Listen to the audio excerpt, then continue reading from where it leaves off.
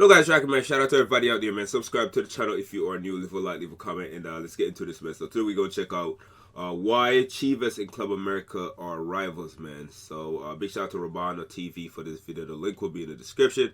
Should be an interesting video, man. Liga MX, big up yourself. El Super Clásico, not to be confused with that other massive derby, the foremost fixture in Mexican football, overtaking the respective local derbies that both Chivas and Club América take part in throughout their season. But with over 500 kilometers separating these two clubs, one of the biggest rivals, man, in the world. Hey there, and welcome to another edition of Rabona TV's Roots of the Rivalry, the first of the 2019-2020 season, and our first time covering a rivalry from North America. Yeah, this video As old, per usual, we'll start with the founding of each club, beginning with the older of the two teams, Chivas. Edgar Everert, a Belgian, arrived in Mexico in 1904. 2 years later, in Guadalajara, on May 8, 1906, he helped found Union Football Club alongside Rafael and Gregorio Orozco, two Mexican brothers with some French ancestry. In fact, many of the first players of the club were European in origin, Belgian, of course, French, and Spanish, but there was a Mexican contingent as well. The name Union allegedly derives from the camaraderie or the union of the players from differing backgrounds, which, as the club history denotes, most of these founding members worked at Fábrica de Francia. In Union's first match against Gimnasio Atlético Occidental, Union wore white kits and were coached by Rafael Orozco. Rafael also became Union Football Club's first president.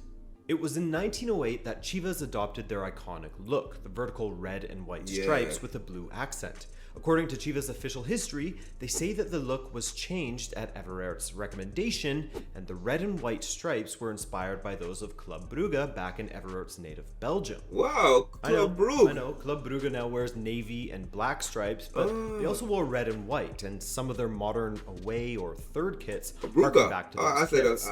But it's also noted that the colors and style for the crest and kits could have come from the flag of Brugge itself, which, as you can see here, is red and white. White, red, and blue, now associated with Chivas.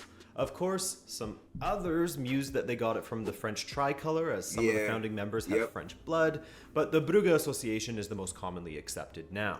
And finally, it was also in 1908 when Chivas de Guadalajara was truly born. With the Mexican Revolution ongoing, Mexican members of the Union Football Club broke off to create Club Deportivo de Guadalajara. As the legend goes, Everett apparently noticed that among European clubs, the most popular ones bore the name of the city or area they come from. Everett thought this could help boost Chivas' popularity in their home area by instilling a sense of pride in their city Smart culture, move. something for the people to identify with. As part of this, it was also decided that Guadalajara would only field Mexican-born players, a policy which they continue to enforce to this day. In the time leading up to 1943, Chivas won 13 amateur titles, as there was no professional football within Mexico during this time period. Oh, and speaking of which, they got their nickname, Chivas, in 1948 following a 1-0 win over Tampico. A reporter who allegedly was in disbelief that Guadalajara had won said that they played like, quote, hopping goats. Like many nicknames, it started out as an insult, which was embraced and used by rival fans, and developed into a name that Chivas fans and even the club itself ended up embracing and celebrating. Alright, before we get to the birth of professional Mexican football and the first match between Chivas and Club América, let's look at the founding of the latter. In 1916, Rafael Garza Gutierrez and his cousin Herman Nunez Cortina, attending Colegio Mascarones in Mexico City, put together a team consisting of the best football players in their age group at the school, taking their pick from those that played daily during recess. The club called their first meeting at Herman Cortina's aunt's house, with a total of 13 players showing up. And their colors? How did they choose them? Well, Rafael Garza Gutierrez was tasked with creating a uniform for the newly formed club. Going into his father's closet, he grabbed a pair of navy blue pants, which he cut off at the knee to turn them into shorts, and a cream yellow colored shirt. This shirt was actually from Colegio Mascarones itself, a uniform, and was a more vibrant yellow, but due to aging and wear, it had faded to the iconic cream color associated with Club América to this day. The players on the team, however, didn't have the money for the uniforms. At another school in Mexico City, La Perpetua, another team existed called Colón. Some of their top players, Ignacio de la Garza, Luis Fab, and Alonso Sordo Noriega, craved regular football, but they were often unable to get enough players to field a team.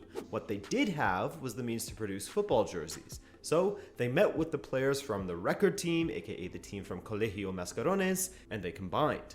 On the day that the members all met, they decided upon a name. Cheto Quintanilla suggested the name América. Why? They met on October 12th, 1916, aka Columbus Day, or the day that Christopher Columbus arrived in the Americas. Cheto Quintanilla drew up the original club badge with the drawing of the Americas sandwiched between a C and an A, standing, of course, for Club América. Now, they did change their name to Union in 1919, which is funny because both these rivals had that name at one point, after Club América merged with other schools in the area. But in 1920, just a year later, they changed back to Club América. Now, let's get to the first meeting of these two clubs. During the 1942-43 season, a national cup tournament was introduced, whereby teams from the different regional leagues would compete. This is where Chivas and América first met, on August 1st, 1943, in Parque Oblatos, almost 100 years, the home over team 80 years ago. on this occasion. So, in the first match between these two, Chivas won. But following the 1943-44 season, the run-ins would come far more frequently with the creation of a professional nationwide Mexican football league, which started on October 17th, 1943. Okay. In total, there were 10 founding teams from 3 regional leagues. Primera Fuerza, where América played, Liga Occidental, the league Chivas competed in, and Liga Amateur de Veracruz. Chivas and América didn't meet again until later in the season. Playing in Guadalajara on January 16th, 1944, Chivas won 3-1.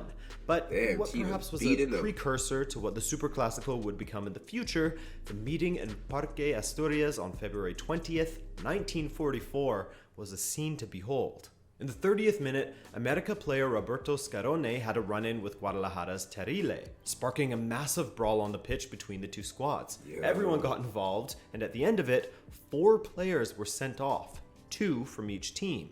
Adding to the hostile atmosphere, América were the big winners on the day, stomping Guadalajara 7-2. Not bad for their first victory over their future rivals. Damn, that's how you Following morning, the headlines read, América beat Guadalajara 7-2 in a game of football and boxing. Not only did we have the development of a sporting rivalry between Chivas and América, but on July 22nd, 1959, Emilio Azcárraga Milmo bought Club América. Azcárraga and his family were the owners of Telesistema Mexicano, which was one of the biggest emerging broadcast television companies in Mexico, and would go on to be known as Televisa, which today is a media conglomerate, the biggest in the Spanish-speaking countries in North and South America, broadcasting their programming as far and wide as from the United States all the way down to Chile. As more of a businessman than a football man, under this ownership, Club América began to establish themselves more and more in the following decades through the money that was being injected into their team. On top of this, Club América was able to afford investing in foreign talents, and this added to the rhetoric that América was the team of the wealthy. They came from the cosmopolitan capital of the country, they were owned by one of the country's biggest economic empires, and they weren't afraid of spending money to bring foreign talents to their club. This flew in the face of everything that Chivas stood for. Chivas are from Guadalajara and see themselves as a team that takes pride in their Mexican roots, going to the point of having their entire squad made up entirely of Mexican players. But we'll speak more about this later. There's more things to get to before then. The rivalry didn't start to truly become what it is today until 1959. América, under their famous coach Fernando Marcos and their new ownership, went to Guadalajara to play 3 consecutive matches in November of 1959. The first, against Oro, they won 2-0. The second match was against Atlas, which they also won 2-0. And finally, they had to face Chivas. Once again, the Águilas, another of América's nicknames, didn't fail, and once again, they defeated yet another team from Guadalajara 2-0. After this match, Fernando Marcos said, quote, América didn't come to Guadalajara to win. That's expected. We came to change its long-distance phone number. Wow. Friends, I'm sure you already know it. Anyone who wishes to call Guadalajara should dial 202020. Yeah, that's a 0. That's a 0. That of course didn't sit well with the teams from Guadalajara, and later, Chivas got their revenge over América. And yes, the score was 2-0. You can't write this stuff. Around this time is when Chivas were dominant in Mexico, in an era where they were referred to as El Campeonísimo. And still, to this day, the team from this era is regarded as one of the best Mexican teams of all time.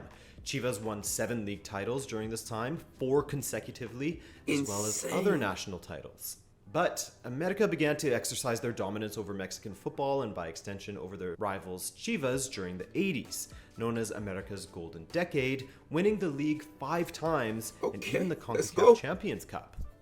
But we also had one of the most explosive moments in the two clubs' shared histories, the 82-83 semifinals, which was dubbed La Bronca del 83, or the Riot of 83. In the 25th minute, Eduardo Cisneros of Chivas fouled the Argentinian Norberto Huetes of América, who responded by shoving Cisneros. The referee sent off Huetes, Javier Cardenas was also expelled, and a 22-man fight broke out. Towards the end of the first half, another América player was sent off, and in the end, Chivas won 3-0, moving on to the final. that was not red. The following season, revenge plays a big part in this. América this time got the revenge by defeating Chivas in the final itself. Oh, that's dope. 1986 saw an even more explosive riot, complete with flying kicks, kicking players while they're down, and the suspension of the match in the 72nd minute. Man, hell, he just started swinging. América has been the stronger of the two teams, where América had a run of only losing to Chivas 6 times from 43 matches. In the 21st century, América continued to have the edge over their fierce rivals, even setting a record for the most wins over their rivals in a single calendar year. That's insane. 4 wins over Chivas in 2007 alone. On top of that, Chivas fell on some hard times, even coming close to being relegated at one point. Sheesh. But beyond the records against each other and the bench-emptying fights, the root of this rivalry comes down to 2 main things. The fight for dominance in Mexico between its 2 biggest clubs, of a lot of titles, América man. has 13 They're close, titles to too. Chivas 12 now, and of course, the difference in ideologies. As the fans themselves see it, América versus Chivas is the team of the wealthy, the team that is owned by one of Latin America's biggest enterprises, a team that seeks to bolster their squad with foreign players, the team from the metropolitan capital of Mexico, versus a team that is proudly Mexican through and through, that only fields players of Mexican descent. Mexican pride versus a modern, more globalist view of football. And all the same, one of the fiercest rivalries across the sport. Alright guys, man, that was very good, man. Didn't know about the history of these 2 teams. Very good rivalry. Definitely enjoyed the rivalry. And yeah, man, as I said, man, like I've been a fan of Club America for a while. Since Ochoa break onto the scene. Remember when Ochoa was on the cover of FIFA?